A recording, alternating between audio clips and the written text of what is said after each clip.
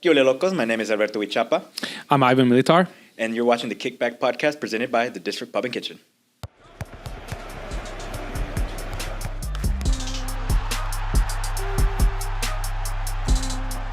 So, Ivan, you're the academy director here at El Paso Locomotive FC. Not an El Paso native, though, man. You're from Hungary. Just talk to us, as quickly as you can, and how you ended up going from Hungary to the States, and then ultimately getting here to El Paso. Okay, you asked me to be quick, not my strong suit. Also, I want to say that this story I rehearsed 1,000 times. I'm sure you. So this is like in different podcasts. Hey, and business listen, meetings. this is like my bread and butter. So I was 18. My first flight was to America. I got a full scholarship, a full athletic scholarship to Old Dominion University in Norfolk, Virginia. It's a Division I school. We were top 25 on my 5 years that I was there. I didn't have any other choices. A Northern Irish coach just came to Hungary and visited me and saw me play and told me that they're going to cover everything, and I couldn't believe it. And my mom sent me, I never forgot, my mom sent me with $200 in my pocket and asked, is that going to be enough? And I said, yeah, I guess. I mean, they told me they're going to pay for everything, and they did. So it really is like when you're talking about the American dream or like miracles or, the unexpected, it certainly was that for me. They paid for everything, and that $200 is actually worth everything at that point. And I was at Old Dominion for 8-9 years. I got out of university life with 3 degrees. What are those? I have a sports management and psychology bachelor degree. I have higher education, leadership in higher education master's, and then leadership in higher education EDS doctoral level degree. Very smart, man. Yeah, and You just brushed me off. well, because it's like I would just want to. No, it's not like a bragging thing. It's something you were like really. I mean, I'm proud of it. It's just not something that I'm bragging about. Yeah. I have degrees, and I'm very proud of that. And I always make that distinction. And this is how my story is going to continue. I don't have a PhD. I have a third level degree, a tertiary level degree, a doctoral level degree, as they call it, EDS, education specialist. But I stopped at dissertation, and that's very important because. When you're in that world, in the research world, and I was there for again 8-9 years, the dissertation is the bread and butter. I mean, it's like the thing you got to cherry do on top. It's really difficult. It's like a 2-year process. Mm-hmm. It's like really, really difficult, and that's how you get a PhD. And I stopped, and I was lucky because in education area, where again higher education is part of the education area, you can stop and get a doctoral level degree, as they call it, without the dissertation. So I'm not a PhD. I don't have a PhD. Okay. Why is that important? It's because I got a full-time job at my first workplace, other than working as a grad assistant for the vice president at ODU, just being the iPad boy. iPad boy. Which I really loved, actually. I was the guy that this big man is going from meeting to meeting, and I'm on my iPad just taking notes for him. That's what I did. It's every college student nowadays. Yeah, I love that. But I got a full-time job, my first real job from Beach FC, which is a youth soccer club in that Virginia Beach, Norfolk area, the 757 as they call it, and so that's why I stopped and didn't do the 2 years more dissertation. I said, okay, so I can get a degree out of this that is actually like a degree, but I don't have to do the dissertation, and I'm gonna work full time in soccer. Yeah, sounds like a deal. So I didn't work one day in higher education other than, again, being a grad assistant for the university while I was studying. But I didn't do any big boy jobs in the university field. However, I will say that the education and the leadership piece, because both my master's and my doctoral level degree was in leadership focus, helps me, in the conversation that we are having right now. I had to public speak. I was part of part of the Board of Visitors at Old Dominion. Board of Visitors is like the governing body of the university. So I was part of that, sitting next to the mayor and stuff like that, and listening to budget meetings and stuff like that. And I had to when we were opening a cafeteria at the university, I was giving the opening speech and stuff like that. I was doing things like this that you've got really a lot of experience in a lot of different places. Yes, and that really helped me. So Beach FC, I was the director of coaching 2.5 years. Then I went to Barca Residency Academy. Well-renowned academy. Yeah, and we all know that, right, in El Paso because of Diego Luna. Diego Luna was signed from Barca Residency Academy. As a matter of fact, he was signed from the team that I coached. Oh, nice.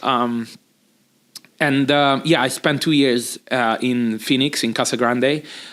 It was amazing. It changed my life. I became a professional coach when it comes to, I only had to take care of a team. At BHSC as a director, and I had to it was early in my career, and, a lot of things I would have done differently these days, but for those early steps in your career, it was a good foundation for you. Yeah, at least. Exactly. I had some great mentors. I just saw them 2 weeks ago, actually. Shout out to Wadey and Steve. They are amazing people, really. Mentors of mine. And then I went to Barca. I spent 2 years there, changed my life. I coached people like Diego Luna or Brooklyn Reigns, who also played for Locomotive for a little bit, or Caden Clark. Caden Clark and Diego Luna both were in the January camp for the national team. A lot of big names came out of that academy. I mean, it's all over the USL and the MLS too. It's a big academy that produces a lot of products, and you coming from there. I mean, that's awesome. You played a part in that. And even more so, I would say, again, I'm a little bit looking at it from my own selfish perspective, but I think I was there at the golden age, because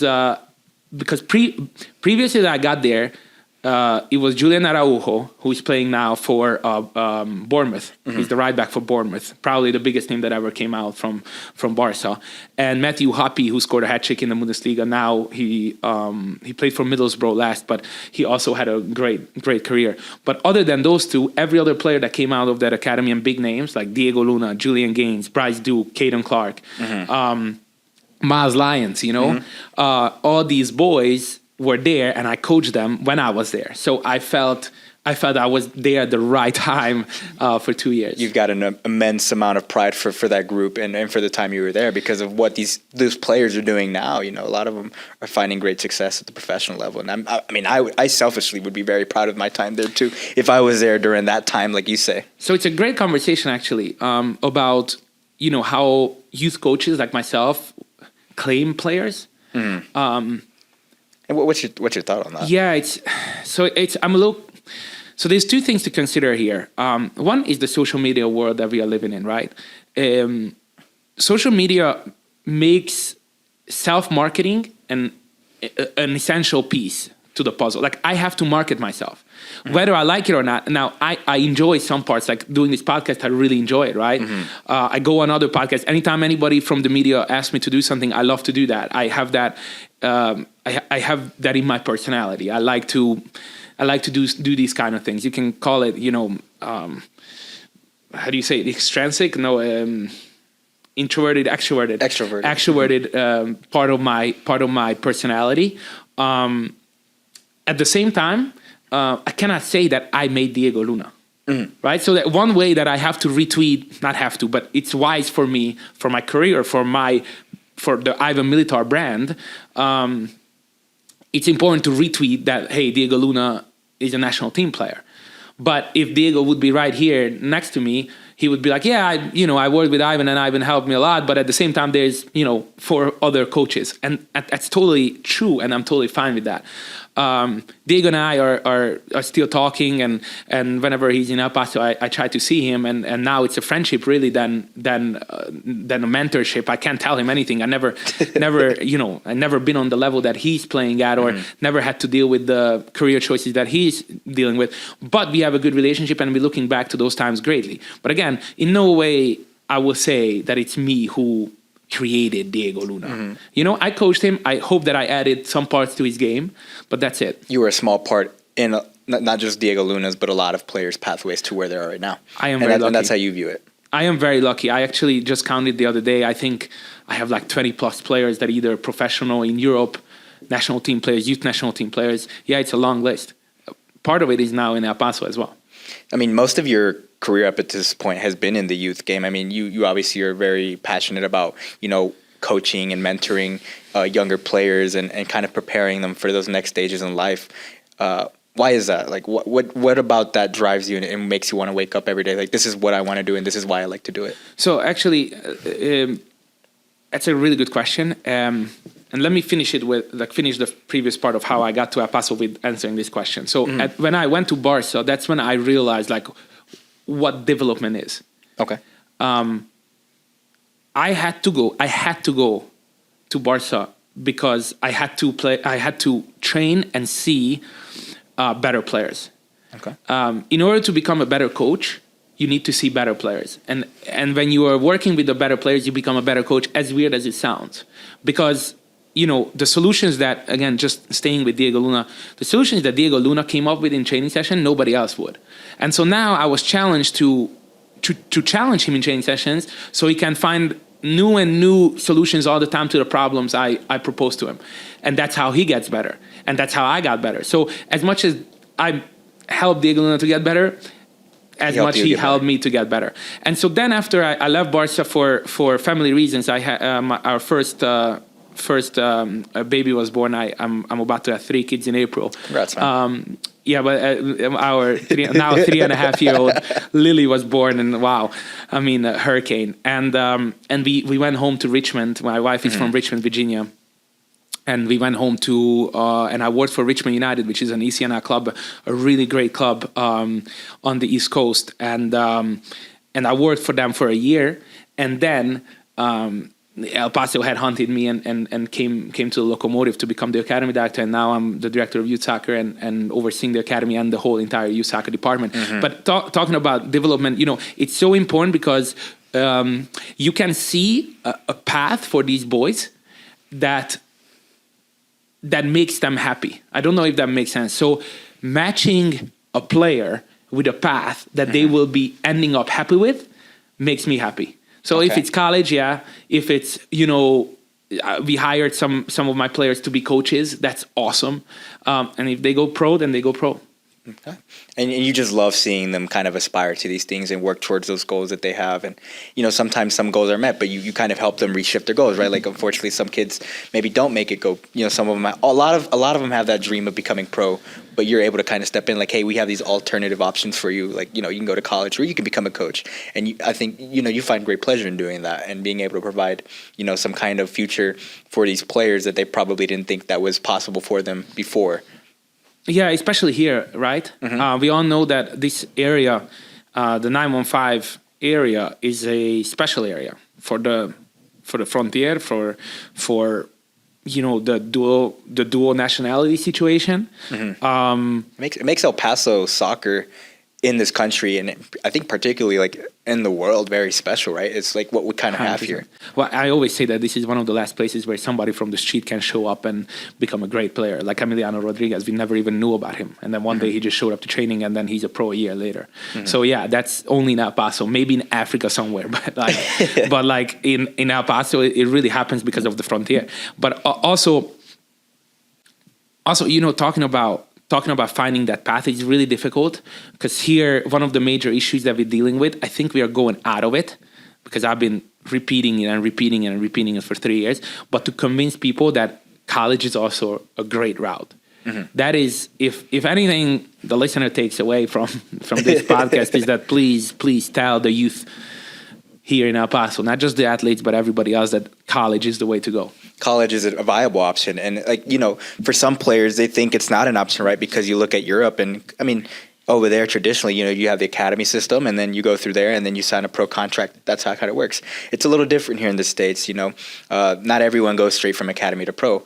But you're starting to see an upward trend in like people coming in to be professionals, and that's kind of part in the growth of the USL and these the lower leagues of soccer in America. Plus, the recent investments in upper leagues like MLS and NWSL, and then the creation of the US Super League. Right, there's a lot more opportunities for players to come pro, which opens up more venues for coaches to kind of look at other teams, like considering colleges. And I think that's awesome, like to see that kind of uptick in college players going pro. Like it feels like back in the day, like, right. And I was not an active participant. I never was involved in the system, but as someone that was an outsider, right, it didn't seem like that many college players were going pro. And it looks like there's an upward trend now where they are. And it's like, it makes sense. Is it the longer route to becoming pro? Yes. But think about it. The way I think about it, one, you're getting a degree, you're getting your education paid for, and there's still the possibility of going pro if that's your ultimate dream. Wow, you're really going into like some real hot topics, honestly. Yeah, because that's how I see it, right? No, but you're right, and one thing that I think I could share, and which might be interesting. It's a little bit like technical, like we are a little bit in a genre. So I'm coming from a meeting to this podcast, to this conversation with you from talking with Ray, our technical director, and Liam O'Connell, who is the technical director for USL Youth. And we are talking about how difficult it is to create a full pathway. Now, again, this is very genre, full pathway, but this is what you're talking about. That going from academy to pro is a huge step, almost too big of a step. So how can you make between those two steps, how can you make like in between steps that could help the players develop, also get prepared for playing against men for money in front of big crowds? And so college, it doesn't sound like that big of a jump, like Huge when you jump. say it, but when you watch it in practice, like we see it so much, it's very major. When we see it, when I really realize what's going on is when you go to the tunnel after a game of a loss. When you see like how, I never forget how Yuma looked like when he lose a game. Oh no, yeah, a lot of people would never know what he looks like. Listen, he gets really mad. Ain't no joke. So you want to stay away from that guy. And like good luck telling a player that just played an ECNR showcase where, win or lose or draw, if you played well, then you did well, to Yuma, like, raging. Probably hit you. Yeah, raging because he didn't win. That is the difference right there. You mentioned, talking with Ray and Liam, but I'm curious for the viewer, right? That role that you play with the front office, right? You play a crucial part in bringing younger players up to that first team. Emiliano, for example, and now most recently Kenneth Hoban, who became the youngest professional signing in our club's history. Just talk to us about that relationship you have as academy director with Ray and then Wilmer Cabrera, and like what roles you guys play together to kind of make things happen for our younger players. I consider myself lucky because when I got here in 2022, the head coach is John Hutchinson. Treat yourself to everyday food and drink specials at the District Pub and Kitchen. With 3 convenient locations here in El Paso, you can catch them between 7 a.m. and 2 a.m. Now back to the podcast. John Hutchinson created a foundation here when it comes to that your question about how to deal with younger players, how to set up this club for future when it comes to integrating young players to the first team. He set an example of how to include them in training sessions. And everything else, the good things that is happening after, and I had a great relationship with Brian. I have a great relationship with Profe Cabrera, and I have a great relationship with Ray. They're all supportive of this, and now we have a working system because of that. And Hutch was an amazing person when it comes to that. He taught me a lot. I still talk to him. He's a mentor for me, and I learned a lot from Brian as well when it comes to what he needs and what he has to do. When it comes to winning football games. And then now with Wilmer, who is, so much experience, so much experience in all levels. He was, to work up. I mean, you can just name it. He knows what a young player needs. Because he's been there. So anybody that he goes up to train with him, under his tutelage is definitely a major plus for us.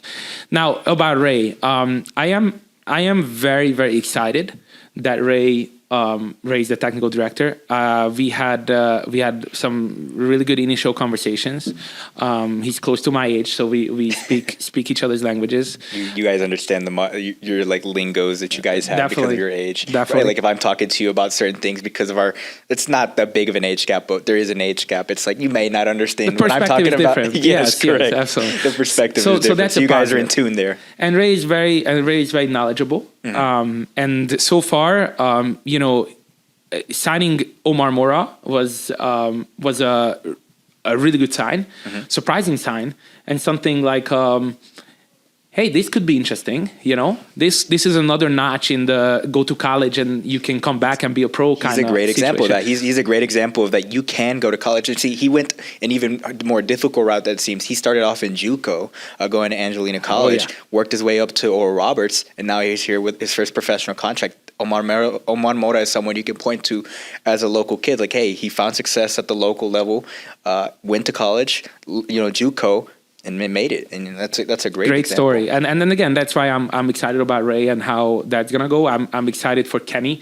Kenny is the youngest ever signing, and we have many more academy products that deserve that attention and will get that attention. I have no doubt about that. We have a really good academy and a really talented crop of players. And with Ray being the technical director, I am sure he will pay attention. What could you, for fans, right, as we prepare for the 2025 season, who will be tuning in, kind of keeping an eye on these younger players that have signed for the first team? I know you weren't here around the time Omar Mora was in the academy, but maybe more so like Kenneth and Emiliano, like what can, and we saw a glimpse of Emiliano last season. We saw what he could do and what he could offer. But for those who aren't familiar with Emiliano or Kenneth, like what can fans expect from those players on the field?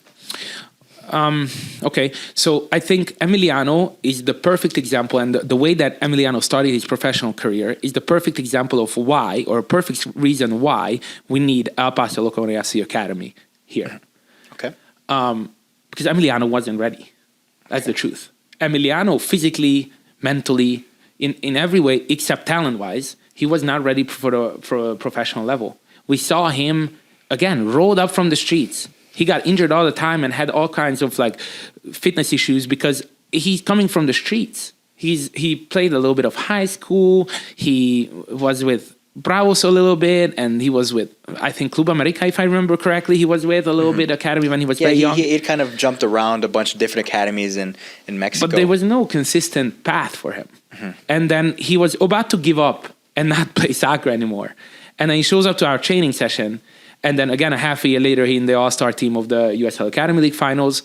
He's starting preseason the next January with the first team, and he signs a contract. I think it was March or it was like spring. I can't remember the exact month, but it was May it was or something spring. like that, right? And that's really rapid. So for him to be ready and to play an important role in the first team, he has to push himself and struggle and fight every single day to get there. But he's an amazing talent, amazing person. Great kid, very great kid. Yeah, I really love Emiliano, and I can tell you with the time that he's had with the first team now, he kind of feels like he because when you're the young kid on the new team, you feel like you kind of have to adjust to your new setting and your new teammates who are a lot older than you. But he seems to have really acclimated well to the team, at least from what I've seen. That's a positive sign. Yes, he looks like he's blending really well with the team, and it doesn't seem like he's like alienated from honeymoon everyone. Is over, right? Yes. Yeah. The honeymoon is over. Now it's time to really go in there and claim your spot. There's, I think, if I looked at the roster, there's like three more, other than him, three more midfielders that could be fighting for that spot. Okay, Time to prove yourself. Yeah, exactly. And what about Kenneth? What can fans know about him? We obviously know a lot about Kenneth based on all the hype in the media coverage that he got, because that's a major accomplishment for someone of his age, right? To sign a professional contract, even got his own day by the city. So that's a major thing. But we don't speak so much about who he is as a player, right? Because those are things that we don't. I personally don't have the greatest skill asset of describing someone's like skill and technical abilities. Yeah. I can watch it, witness. I'm not the best at describing though. So you, as someone who's a coach, you could probably tell us. I will tell you my opinion, but first, hold on a second. So first of all, Kenny has a name. Well, sorry, a day. In El Paso. In El Paso. That's going to be the Kenneth Hoban Day. I don't know if people realize. I told him what kind of nonsense is that? I told him on the day, man, like, look, if I were you, if you're too humble for me, man, because if that was me getting a day in high school, nobody would have heard the end of it. Are you kidding me? Because I would have kept going and going, like, hey, I got my own day. And nobody told us that that's going to happen. And it just came out in of front nowhere. of the city council. I could not believe it. I mean, imagine if I don't know if the first team boys, his teammates now know that this is what it is, because someone picked fun at him. They're like, he's got his own day. Hey, listen, that's the rough start in the locker room. I'll tell you that right now. So that's Good luck, one. Kenny. But also, you are underplaying yourself. Like, I want to hear actually from you. I'm sorry I know it's your podcast, not mine, but I want to hear how do you see Kenny? You saw him. I see as a kid or as a player? As a player. As a player, I mean, from what I've seen, right? Because I haven't been to as many academy games as I've been the first team, right? Because I work with the first team primarily. But from what I've seen, right, he seems like a really good, he knows how to position himself well and get himself into positions. He knows his positioning well. He's really strong. knocking his opponents off. And he's a tall kid. Like, you cannot miss him. Like, he's 15 and he's already almost like 6'2". So like the fact that there's possibly a few more inches that he can grow into, like, that's insane. So I think he's really well at positioning. So that's the thing I noticed, at least, is that he's really good at finding himself getting himself into positions where he can make those critical tackles and blocks and saves. He's a center back. You're exactly right. That's exactly what he is. I will say that he has the technical ability to play out these days. For a center back, you need to be very good at playing out of the back and with the ball. I think there's statistics that the center back's touching the ball the most. Yeah, because of those passes between the goalkeeper to the center back. Especially in the USL Championship, where everybody plays a mid block. 9 out of 10 teams will play a mid block, which means that now the center back needs to make the game go. And so, especially the way that Wilmer plays it and how Brian played it and John played it, we want to have the ball and we want to dominate the possession. And so Kenny needs to improve on that. He's very good technically, so he's able to do it, but it's a mental game. When to pass, how to break lines. Those are the things that he needs to practice. At the same time, he's a physical beast. You are right. Yeah. For his age, what's interesting is that when somebody at 15 grows this much, that Kenny grows, and they fall apart when it comes to their mobility and agility. It's like a deer in headlight situation. But now with him, he's still compact and he's still organized when it comes to his movements and everything. So I'm like, wow, I think he's I don't want to say too big of a thing, but I do think that Kenny is a very unique talent. Yeah, I mean, watching him in practice, right? It's like, it seemed like he fit right in. Like, obviously, it's still early stages. He's still got a lot of growing to do. But for someone that isn't familiar with Kenny or didn't even know about Kenny, if you're watching a practice, you wouldn't think he's a 15-year-old kid that just signed Definitely up. not. He looks like he fits in and is, fighting for those balls and making an effort. So that's awesome. So now that, we're talking about these young players, I want to kind of pivot to the academy. You in the academy just are fresh off a historic 2024 year, man. Like, what could you tell us about 2024 that made it really so special? And I want to preface this by saying you recently just left your position as the U20 Academy head coach. So for you to go out with such a year, just how special that was for you. Yeah. So I think let's look at it from off the field standpoint first. Okay.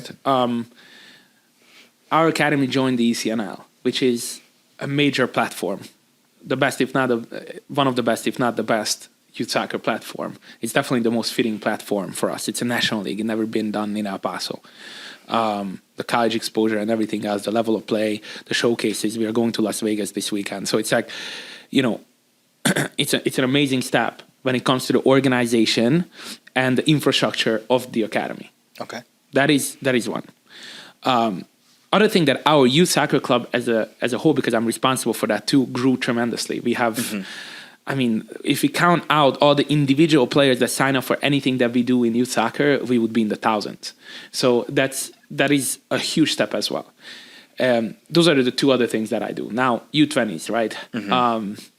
We went to the Dallas Cup final. That is the first time ever that an truly El Paso-based team reaches the final. We were in the FC Dallas's Toyota Stadium.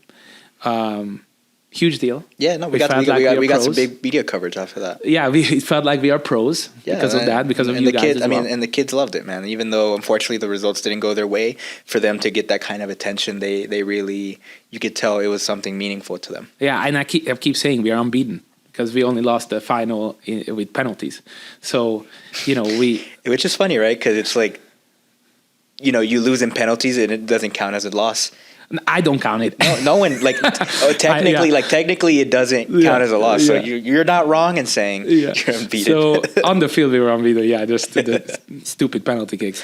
But that was an amazing thing. Mm-hmm. If we would have won it, it would have been even bigger. I'm pretty sure I'm gonna be 65, and people asking me how was your coaching, and I would be like, yeah, we lost that in 2024. Final. We lost in Dallas Cup final. It's gonna be the one that got away. Not many people won Dallas Cup in this country. So in the U19 division, that could have been even bigger than what it is. I'm very proud of the second place as well, but second place is the first loser. So there you are. Damn. But then we went on and we qualified for the USL Academy League finals, which I think is a bigger achievement than anything else that we did this year. The second year in a row. Second year in a row, first time straight, because previously we were wildcard spot.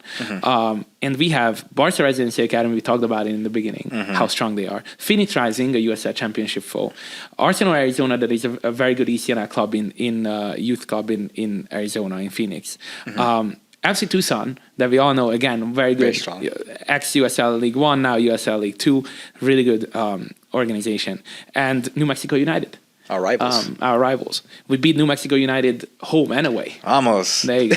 So, but you know, like you would think that it's a youth game and whatever. Our kids were up the most versus Albuquerque. Everybody knows what that means. Because it stems from like that hate, like that bitter hatred that the first teams 100%. have, and it's like, you know what?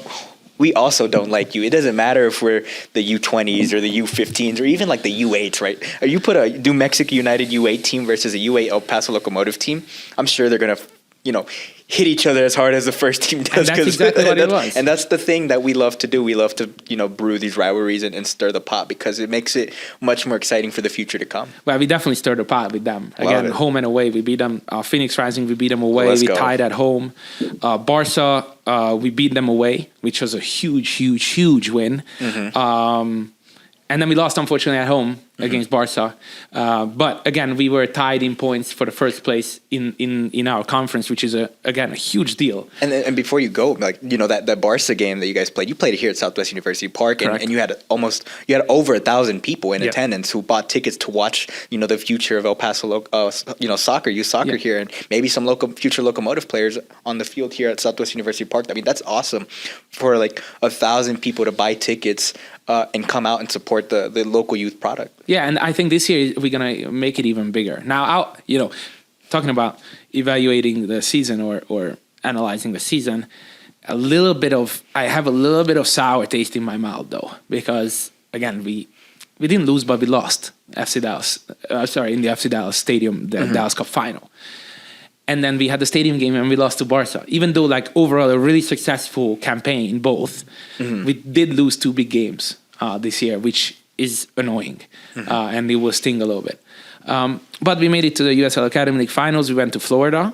And unfortunately, we lost in the first round to AC Connecticut, that I think that was the best team in the tournament. The USL Academy League is an interesting competition because we played against basically a full college team with 16, 17-year-old, and in Kenny's case, back then, a barely 15-year-old, on the field. So there could be a big discrepancy when it comes to age and stuff. But we lost 2-1 in the first round, and after that, we played some very good games. And we didn't win the national title in the USL Academy League finals, but at the same time, making it to the playoffs is already a huge deal, especially considering the conference that we're just in. how big and how massive its reach is across the country too. Just going up against watching that game, it is crazy to see the difference in age and height from our boys to the AC Connecticut boys.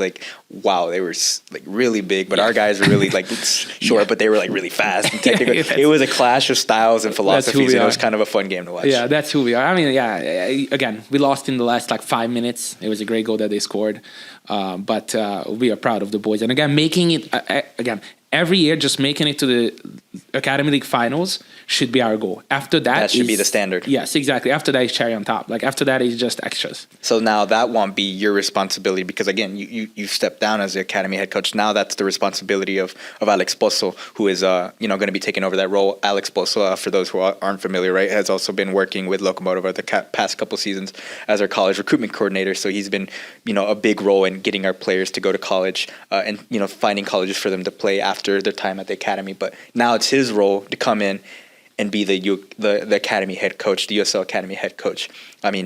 How excited are you for him in this new role for him to take on and lead the team? No pressure, Posito, but Posito. But at the same time, following up this 2024 year is gonna be hard. Now it's a rebuilding year this year. Older players left, so we have to. Again, this is why we have the academy. Now it's for the 2008, 2009 age groups to come up and contribute, and the 2007s to be the old heads. So it's a very interesting challenge for Alex. He is one of the most knowledgeable coaches that I've ever met. We worked together at Barca, and when I got the job at El Paso, I was like, Alex, do you wanna come and join me? And thankfully he said yes, and he's been a big asset to our academy, and he's doing a tremendous job.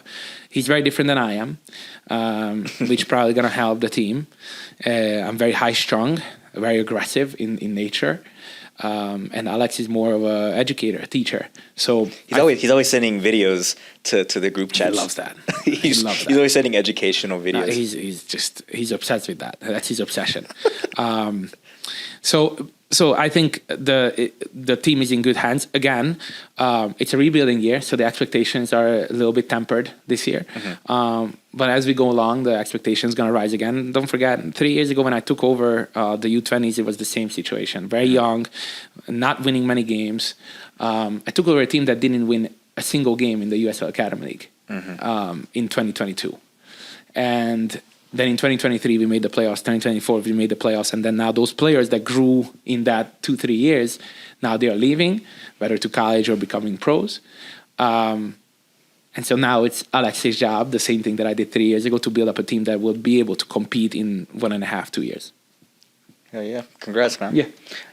In your time, man, here as the academy director and youth soccer director as well, is there anything and it's hard to pinpoint, right? It's hard for me to ask you this question, but I guess if there's one thing you're most proud of, is there something in particular you're like, this is what I'm remembered as, I would want to be remembered for doing this? Interesting. I think I underplayed often, but I'm culturally very different than El Paso. I'm Hungarian, and then spent 9 years on the East Coast, and then coming to a, I don't know, like 85% Hispanic. Probably higher. I don't know the statistics. Even higher. Well, I mean, something like that. We're just assuming. Let's just be honest. It's very high. It's very high. So coming to an environment like that is just showing to me that my values, my beliefs, the way that I treat people, the way that I want to be treated, and the philosophy in soccer, the things that I know, my eyes to talent and detecting potential works in many different environments. And that is a major feedback, positive feedback to me, that I can do a lot of things if I'm there mentally and physically and emotionally into the job. So when it comes to El Paso, it is that I was able to fit in. Y'all, the people that are making this show in the front office, you guys are my friends now. I hit the mic trying to do that. So we, I was able to fit in. I think that's a big achievement, just in general. And we're glad to have you, Ivan. So, I mean, my final question, man, just to wrap things up, man. I mean, obviously, last couple of years for you here have been exciting, and now 2025 has arrived, and it's a new set of challenges for you. I mean, what's something that viewers, audiences should expect from Locomotive Youth Soccer as a whole in 2025, and as a whole in terms of like Academy Youth Soccer? It doesn't have to be like what programs or what things you got lined up. Obviously, those will be announced at times. I guess more so drive, initiative, passion. And if you want to talk about what you guys got coming up, if that helps, I mean. I'm not going to pinpoint anything concrete. However, I do want to say that we are very young. People forget that. We are in the growth stage when it comes to a youth soccer club's life, meaning we are established, we are here. People know that Locomotive Youth Soccer is a thing. However, we're only 4 or 5 years old. So that is very, very young. And we're already in the ECNL. We signed already 5, 6, 7 players to a pro deal, if we count Omar. So we've done a lot of things in a short period of time, but at the same time, we are still very, very young. So what I'm emphasizing to my colleagues, to the people that I'm working with, is that regardless of Ivan Militar here or not, this show must go on. The train needs to continue to go. Needs to take off. No pun intended. Choo choo. Yes. So that is what I'm looking forward to in 2025. That no matter what happens, how it happens, whatever, we are here. We are here to stay, and we are continue to grow and continue to go on and on and on and create opportunities for the young players in El Paso, whether they are boy or girl, whether we are from Las Cruces or El Paso in the Borderplex region. We're creating opportunities for them to better themselves, to have a quality youth sports experience that is affordable, that is accessible, and that increases the quality of life for them. Now, they sounded very corporate, but truly what I mean by is that now we're established, now we're growing, so we need to keep pushing and not be okay with what we achieved already, and 2025 is going to be another step in that direction. Let's get it. Pues locos, that was a Kickback podcast presented by the District Public Kitchen. Once again, I'm Alberto Huichapa. I'm Ivan Militar. And make sure to get your tickets now for the 2025 home opener. Ring in the new season here at Southwest University Park on Saturday, March 8th versus Colorado Springs Switchbacks.